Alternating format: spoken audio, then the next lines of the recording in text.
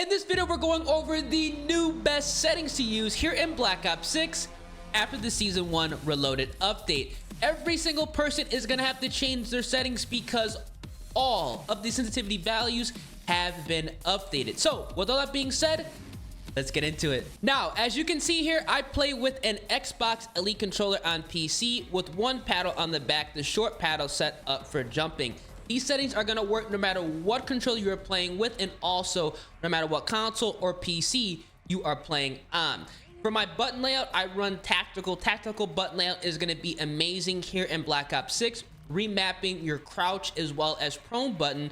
So all you have to do to essentially go to a crouch and a prone position is pressing down on the right thumbstick, which is going to allow you to perform a drop shot while still being aimed down sight, so you're going to be more agile and overall a better player when trying to win gunfights at those close and medium ranges. You're also going to be able to get in and out of cover a lot easier, and that's why I recommend running tactical even if you have a controller that has paddles on the back like I do. Now, this is where things are going to get quite interesting here in Black Ops 6. All of the horizontal as well as vertical stick sensitivity values have been changed. They did this update in the Season 1 Reloaded update, and in my personal opinion, I don't know why they did it. I believe it's so we have more control over our sensitivity settings, but at the same time, it's going to be very weird to actually figure out exactly what setting you were on previously. Now, because I play on a 6.6 sensitivity, I am now on a 1.6 horizontal as well as a 1.6 vertical. When I first loaded up Black Ops 6 after the update, my settings were actually swapped to a 1.3, which is going to be closer to a 4 for sensitivity, and obviously that is going to be incredibly too slow. I'm going to put a conversion chart on the screen right now for you guys to take a look at, so you guys can have an idea on what sensitivity setting you need to be on if you want to mirror what you were previously playing on before this update. Now, personally, I don't think that it's going to be 110% accurate. This 1.6 feels more like a 7, closer to an 8 sensitivity, but jumping into a private match, I've already gotten used to it. So you're going to have to fine tune the setting to figure out exactly what sensitivity you prefer that's closest to what you had previously. Yes, I know that sounds incredibly irritating, but they decided to make a change, and honestly, I don't know why, and I personally don't agree with it, but it's what we got to go ahead and work with as of right now. Now, even though they did make a sensitivity change, I still recommend playing between that 4 to 6 sensitivity window, especially if you're trying to drastically improve your aim, accuracy, and gun skill at those medium as well as longer ranges. So if you are trying to play on a 4, I recommend going ahead and running a 1.3 horizontal as well as a 1.3 vertical stick sensitivity. And if you want to play on a 6, I recommend going ahead and putting it at a 1.5, a 6. And if you want to go ahead and run a 7/8 sensitivity, check out 1.6 as well, like I am doing currently. It's going to take a little fine tuning because it's not going to be exact from what we had previously, but it's somewhat close, and after a game in a private match, you're definitely going to be rocking and rolling. Now, for the rest of the settings, everything else luckily has not been adjusted, thank God. Now, what you can see here is I have my controller vibration turned off. I always recommend turning off controller vibration because it's going to allow you to be more accurate at longer ranges. There's less rumbling going on in your controller, so overall going to be a lot easier to control.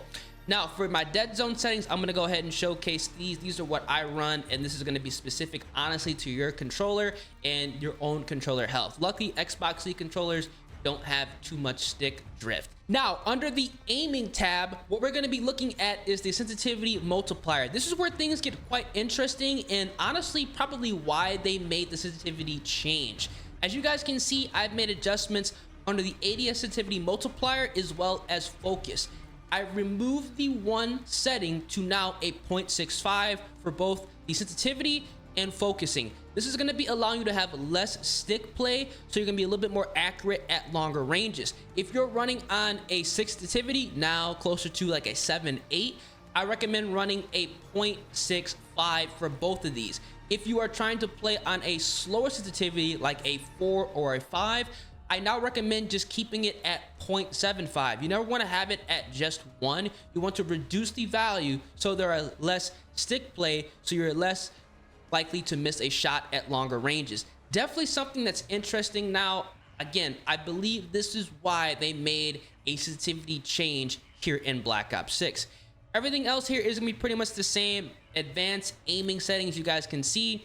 Look inversion has not went ahead and been adjusted. The only thing that you might want to go ahead and adjust if it isn't already is your ADS sensitivity transitioning timing. Make sure this is on instant and not gradual. This is going to be allowing you to overall be more snappy and be able to lock on the players a lot faster. Now, what you also want to go ahead and do here is you can see my aim assist response curve type is going to be on standard. I used to go ahead and play on linear or dynamic. Dynamic was what I was running when Black Ops 6 first released. I went ahead and reverted back to standard just to make things a little bit more streamlined and easier to control, especially after the settings update. I always recommend, if you can, to default to the standard sensitivity settings, because you never know when they're going to go ahead and adjust some things at random. Exactly what they did for this update. So I recommend running standard. If you do not like running standard, dynamic is going to be the next best option. Ironically, in Modern Warfare 3 as well as Modern Warfare 2, I was running linear, but considering the fact that everything is different here in Black Ops 6, standard and dynamic are going to be the two best options. And obviously my target aim assist is going to be turned on as well, and everything else here is going to be on default. Now, for the movement settings, I always have tactical sprint assist enabled. This is going to be allowing you to get around the map a lot easier. It's one less button to press. I think it's definitely something you should make an adjustment if you have not already.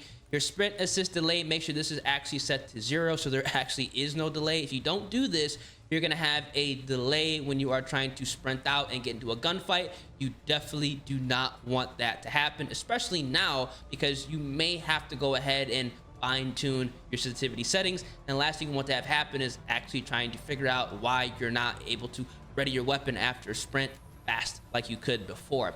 Everything else here is going to be the same. I've not went ahead and made any other changes except for my slide dive behavior. I actually have this on hybrid. The only reason I have this on hybrid is so I'm not doing any unnecessary movements like dolphin diving or sliding when I don't want to. This is overall going to, I guess, stiffen up the game. And if you find yourself accidentally dolphin diving or sliding, make sure you guys go ahead and swap this to hybrid. It has definitely helped me out, because in the beta, I just left this alone default, but now since the game has been out for over a month now, hybrid is something that I 100% recommend. Everything else here is gonna be the same. I've not made any other changes here. You do not want to go ahead and mess with any of these, because everything else is going to be pretty much straight and ready to go. And for the combat settings, you guys can see everything else is going to be the same. I've not went ahead and made any adjustments, except that I am going ahead and swapping out the C4 detonation to 1 by 1, so you actually do not have to throw both of them at the same time to detonate. That's something that if you don't swap out, you're going to find yourself struggling with the C4. Everything else here, it's gonna be the same. Not really made any adjustments because there really is no need to. So something you could definitely take a look at under the combat, movement, aiming, and definitely controller settings. You're gonna have to make some adjustments here, so all your values are gonna be essentially back to, or at least close to, what they were before the Season 1 Reloaded update. Now, for the graphics settings, we are going to be looking at specifically the View tab, because this is where all the magic is going to happen.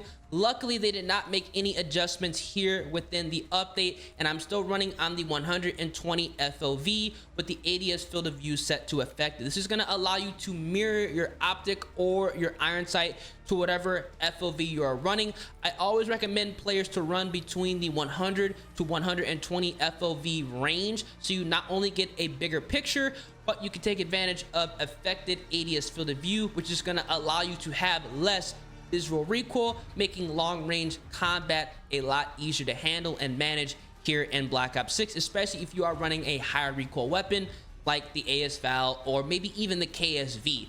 This is something you definitely want to go ahead and adjust. Everything else here, I have not went ahead and made adjustments to, except World motion blur, shut this off immediately. Weapon motion blur, shut this off immediately. And the first person camera movement, I went ahead and reduced this to 50% just so there's less, shakiness on the screen. Overall, some settings I highly recommend going ahead and adjusting. You don't really have to adjust the third person camera. I did anyway, but it doesn't really matter. And the inverted flashbang, I have this turned on just so it's not as annoying when you do get flashbang. But luckily, everything else under the view tab has not been changed. Again, hopefully they do not make any adjustments later on. If they do, you'll definitely see a settings update on the channel. Now let's go over the audio settings. They don't call me ears for nothing. Audio settings are gonna be as important as controller sensitivity settings. You guys can see here my master volume is turned up all the way to 100. I wanna be able to crank it all the way up so I can hear footsteps and gunfire and pinpoint exactly where people are at without the use of a UAV. Now, everything else is going to be default, but I have my audio mix set to headphones bass boost. This is going to amplify the sound of gunfire and footsteps. And if you guys are running a headset, you are going to be really happy with this setting because everything is going to be a lot clearer to hear.